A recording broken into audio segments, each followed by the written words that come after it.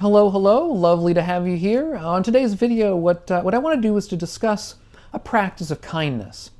I think kindness practices are so important, and many of us will find that some of the practices that are recommended in Buddhist circles and Buddhist texts, or maybe in a class or course you may have taken, that they may not work for us for one reason or another, that we may find them difficult they don't quite work at generating the kind of emotions that we want to. And so it's good to have a number of different options in our tool belt, a number of different practices. And so what I want to do is to discuss one practice, which I think is quite wonderful, a recent practice suggested by the Buddhist monastic named Ajahn Brahm. Now, many of you will be familiar, I'm sure, with Ajahn Brahm. He has a very popular YouTube channel here. I'll leave a link to that channel down below in the notes. I believe it's the channel of Western Australia, Buddhist Association of Western Australia or something. Lots of wonderful, wonderful videos over there of his talks. There's also an essay where Ajahn Brahm discusses this technique that he has of generating loving kindness, or as he calls it, kindness. And I'll leave a link to that as well down below in the notes in case you want to read the paper. So there's plenty of stuff here if you want to delve deeper into this. But before I get to Ajahn Brahm's actual recommendations for the practice, what I want to do is to discuss a little bit about the history, the background. As you know, my interest is a lot in the sort of the scholarship, the history, and I think it helps us to understand where these practices are coming from, to see exactly how they're different, how they're unique, the kinds of things that perhaps Ajahn Brahm is trying to do originally, what his original ideas are, and trying to bring them up. So over the millennia since the Buddha's lifetime, there have been a number of different techniques that have been suggested to generate what's called loving kindness. The Pali word is metta, and there are other related kinds of mental states that we try to generate emotions in our minds and our bodies in order to be able to touch these kinds of emotions and have them with us in a broader sense in our lives, because they're very useful to us, they're very skillful, they're very healthy for us. But many of us find them difficult, and through the years, in different cultures and different places, different ideas have arisen. So to begin with, the Buddha did not, for example, have us direct these notions of kindness, of compassion towards ourselves. Why didn't he do that? Well, one possibility is that the Buddha felt that this was just too easy, that we just naturally had a love for ourselves, and so there was no point in practicing it. In other words, the practice was just sort of more of the same, right? The other possibility is that the Buddha felt that a practice of kindness towards ourselves might be liable to reinforce our innate egoism. In other words, the Buddha realizes that many people have a problem with sort of egoistic clinging to ourselves as separate, clinging to ourselves as permanent, as better than other people or something. And so perhaps the Buddha felt that this kind of practice of directing kindness towards ourselves was just going to reinforce that tendency. In fact, with very rare examples, the Buddha's general technique in the early texts was to have us essentially broadcast out our kindness towards the world, not towards individual people. So instead of picking out individual people or ourselves as the recipients of our kindness when we're doing our meditation, when we're doing our practice, we're supposed to sort of radiate out kindness in various directions. It's a kind of an equanimous sort of distribution of kindness everywhere, rather than using kindness towards specific people or areas or something like that. It's really broadcasting out to the whole world. That was the Buddha's sort of original practice. But then in a text that's about 1,000 years after the Buddha's lifetime, a text called the Visuddhimagga, which is by a scholar monk named Buddhaghosa, there's a very different set of practices involved. These practices would have been compiled over the centuries after the Buddha's lifetime. In other words, Buddhaghosa himself didn't originate these practices, or at least so far as we know, he didn't originate many of them. They were from before. And Buddhaghosa suggests that we direct loving kindness towards particular people, that we start with somebody easy and work up towards somebody difficult, so that there's a progression in difficulty. So we start with something that's manageable for us, and we work in the direction of something less manageable. That, at least, is Buddhaghosa's aim. That's his practice that he suggests for us. There are a couple of nuances with that practice. First of all, he suggests that we only practice towards people who are actually alive. He gives an example of a monastic who practiced directing loving kindness towards somebody who was not alive and who was therefore not able to be successful. And Buddhaghosa suggests he wasn't successful because the person wasn't really alive. You should pick somebody alive. And the other thing that Buddhaghosa says is that we should not pick somebody with whom we are romantically inclined, or towards whom we are romantically inclined. Because, and here Buddhaghosa gives a rather funny story in the Visuddhimagga of a person who had a girlfriend, I guess it was, and decided to direct loving kindness towards her while he was on retreat of some kind. And Buddhaghosa says that he just basically spent the night climbing the walls, because there's a subtle difference here, but it's very difficult, very easy to overcome this difference between the sort of universal kindness of metta, of loving kindness meditation, and the romantic or even sexual kindness of sexual love. And so we shouldn't be mixing the two, and as a result, Buddhaghosa suggests we do not direct metta towards a romantic partner, but rather towards people with whom we are not romantically involved. And Buddhaghosa also, very interestingly, begins this progress of these different people with ourself. He says that Buddhaghosa says we should start by wishing kindness on ourself. And when he says this, Buddhaghosa says that he realizes this was not the Buddha's instruction. So he's understanding there's a little bit of an issue here. But Buddhaghosa essentially feels we should start with the self because it is particularly easy. It's easy to generate kindness towards ourself. Once we have generated that kindness and sort of touched it and understand, the feeling of it in our minds while we're meditating, then having understood what the feeling is, we can then more easily extend it towards various other people in our lives. Now, however, let's move on to Ajahn Brahm's instructions for generating kindness or loving kindness. Now, to begin with, Ajahn Brahm starts in a very different place than Buddhaghosa did, and certainly in an extremely different place than the Buddha did. Ajahn Brahm realizes that it's sometimes difficult for us to generate this kind of feeling of kindness. And so we have to start somewhere that's, again, particularly easy. However, Ajahn Brahm realizes that for many of us, it's very difficult to actually start with ourself here, because many of us don't feel kindness towards ourselves, at least a lot of the time. We feel antipathy towards ourselves, or even a sense almost of self-hatred. Many of the people who were involved in Buddhist practice come from a place of self-hatred or self-dislike in some regard. And so if you're coming from that place, then telling you to start with loving yourself is going to be really difficult. In fact, you're really never going to get started. So Ajahn Brahm says that we should start somewhere else. And indeed, he recommends starting with a pet, because as he recognizes, many of us find it much easier to extend kindness towards a kitten or a puppy or a dog or cat or turtle or whatever, rabbit, whatever our pet happens to be, than we would to ourselves. And so he says, start with a pet. However, interestingly, Ajahn Brahm does not suggest we start with an actual pet, although we might, but he suggests we start with a sort of a mental construct of a sort of a particular pet that we can make however we like. He says, Whatever you choose as your first object of metta, or loving kindness, make it an imaginary being and not a real one.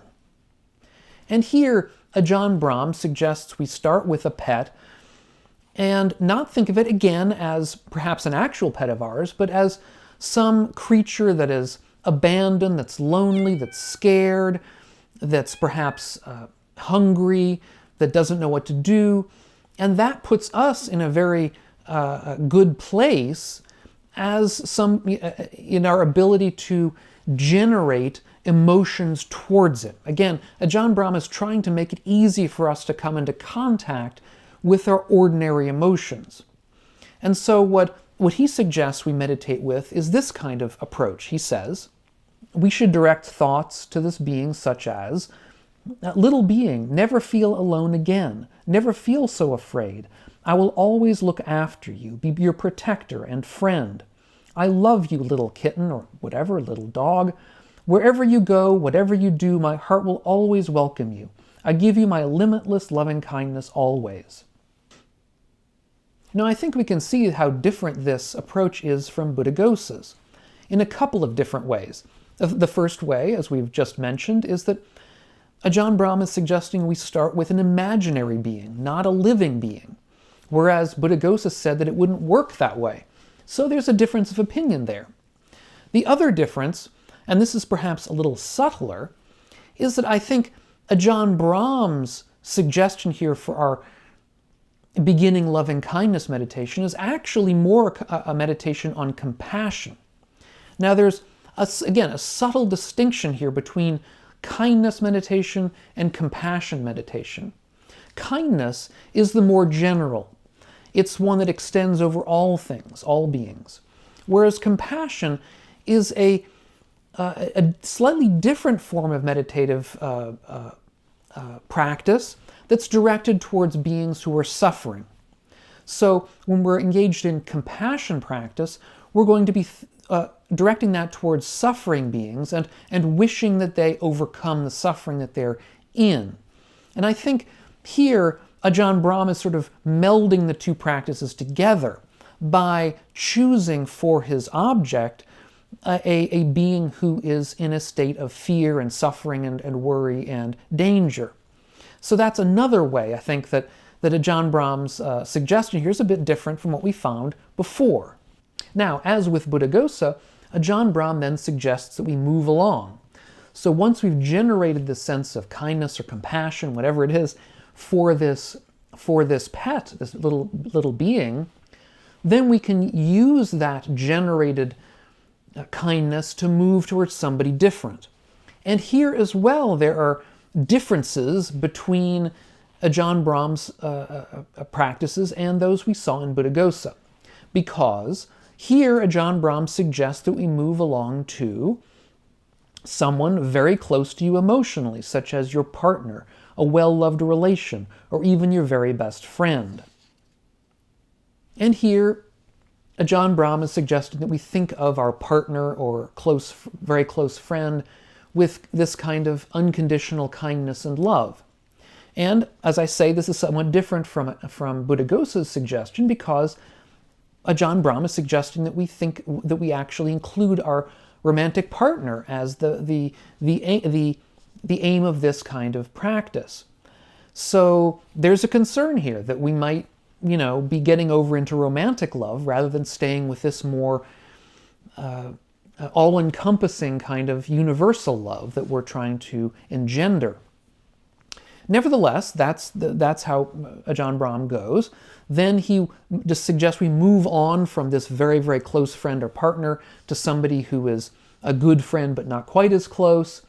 Then Ajahn Brahm suggests that we expand this outwards to perhaps all the people in our house, or out perhaps to our sangha. In other words, he doesn't describe all of this, but we can think of expanding outward to our house, or perhaps if we're in an apartment building, the people in our apartment building, or if we're in a sangha, the people in our sangha, maybe even out to the people in our state or our country, sort of expanding out more broadly our sense of kindness towards the world. And if we can get there, then Ajahn Brahm suggests that we turn to thinking of this kindness that we're manifesting as a kind of a light originating in our chest, in our sort of heart space, as they call it, and thinking of the light that we can emit through this kindness as expanding out towards the entire world and then even the entire universe. That would be our meditation, is sort of seeing this radiating kindness expanding and extending everywhere. And Ajahn Brahm then sort of brings it around to the more difficult case. He says that if we can really stabilize this meditation, and I would suggest that stabilizing it may be difficult for many of us. By stabilizing it, he means maintain this meditation, pure meditation for a period of time. If we can really maintain this and stabilize it, then we can perhaps begin to try to extend this kindness towards our enemies. Now, indeed, this is the final stage as well in Buddhaghosa's progress. His final stage in his progress is to extend kindness even towards our perceived enemies. And here again, Ajahn Brahm does the same thing. He ends the meditation by saying we should try to extend it to our enemies. By leaving it at the end here, he's making it more easy for us because we're going to be farther along in this path. We're going to find it easier to do this because we have presumably overcome a lot of our stumbling blocks already earlier on in the practice. Now, I think Ajahn Brahm's suggestion here is quite beautiful. It's quite a powerful meditation. It's not quite as pure as Buddhaghosa's, in that it involves a sort of a melding of kindness with compassion. It involves the potential mixing of a little bit of romantic love there at the beginning. At least that's not outside the realm of possibility that could happen. However, it also deals with a lot of very powerful emotions and does it well. Now, we will notice that Ajahn Brahm does not ever discuss aiming towards ourself. He never discusses having a feeling of kindness towards ourself, at least not overtly. And that may make it easier for some of us to actually complete Ajahn Brahm's meditation. However, I think even then we can see that in that final radiation meditation, where we're considering that the loving kindness is a kind of light in our chest, we are implicitly including ourselves in that complete radiation. We're part of the universe to which we are extending loving kindness. So it's a subtle kind of a way of melding the earlier Buddhist radiation meditation with the later sort of picking out of particular people that Buddhaghosa suggests. He's sort of melding two different Buddhist practices that involve kindness. I think the point of Ajahn Brahm's meditation here, the reason he decided to come up with a new form of kindness meditation, was to overcome some of the problems that many of us feel with kindness practice. He mentioned somebody one of his students, one of his people who studied under him, who was practicing under him, who had what he called a kindfulness block. And I can understand that. Sometimes we really do feel blocked in expanding out our sense of kindness towards all beings, all people, and all other beings. And to do that, to overcome these kinds of blocks, what Ajahn Brahm has tried to do here is to tap into some of our most profound and easily contacted feelings of kindness and compassion, in particular those towards pets, which many of us will find much easier to contact than these more difficult states that are mentioned by Buddhaghosa and indeed the Buddha himself. So using a pet can help the kindfulness deprived to find kindness in their lives. So I suggest trying it out and seeing what you think, and I'd be interested to hear any of your reactions, either to what I've just described, or if you try it, to see if it works for you, if it's easier for you, or if it doesn't work, if you prefer one of the other kinds of methods of practice. And for those other methods, I have a series of videos on the Brahmaviharas, which are these practices of kindness, compassion, sympathetic joy, and equanimity, which are these 4 states of skillful emotion that the Buddha recommended we practice. If you're getting something out of these videos, take a look at my Patreon page, which is linked down below, and see if you want to help support the channel and the work that we're all doing here. Meanwhile, all of you, be well.